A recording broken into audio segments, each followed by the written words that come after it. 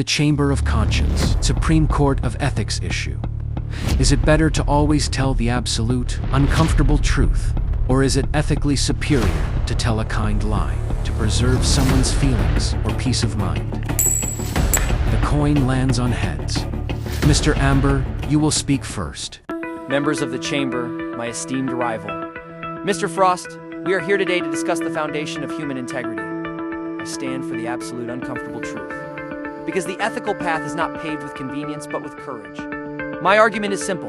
Truth is the only sustainable moral currency. Every kind lie, no matter how small, is a debt accrued against trust. When we choose to withhold a difficult truth, we are not protecting another person. We are merely choosing to postpone and amplify their pain. The moment the lie is revealed, and it always is, by circumstance, by accident, or by a slip of the tongue, emotional damage is compounded by the feeling of betrayal. We owe each other the dignity of reality. To shield someone from an uncomfortable fact is to treat them like a child, incapable of processing the world as it truly is.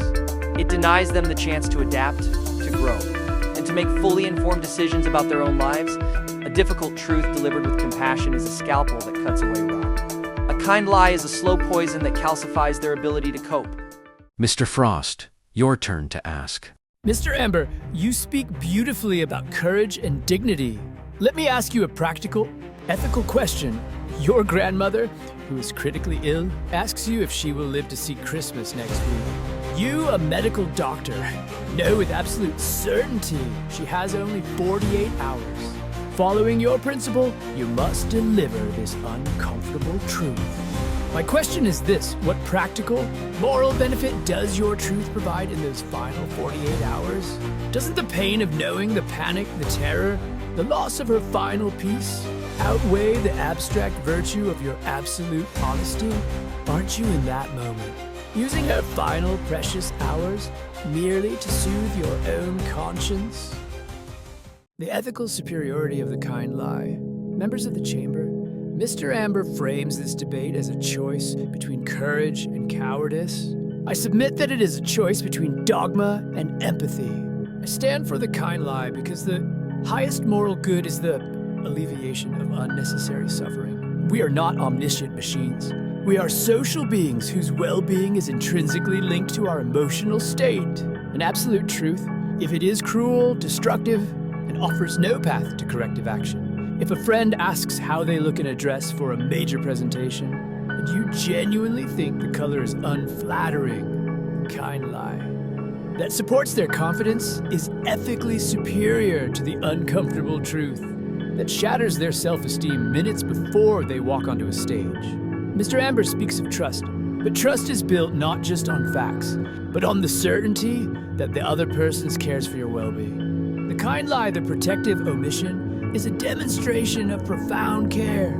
It's not about deception. It's about context, timing, and mercy. We are judged by the consequences of our actions. And if a small inaccuracy leads to peace, comfort, and a positive outcome, then that action is unequivocally the superior moral choice. Mr. Ember, your turn to ask.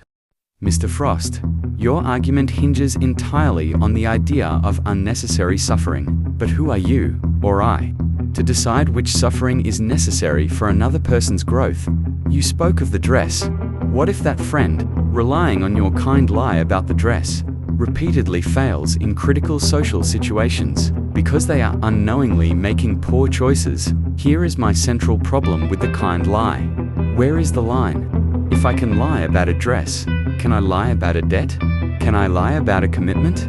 You are building a moral system based on subjective emotional evaluation. I ask you, honestly, Mr. Frost, how can we maintain a functional society, or even a functional friendship, if the definition of truth shifts daily based on a subjective assessment of someone's temporary mood? Both parties have stated their opinions, but now let us see what you think. Do you have the best answer?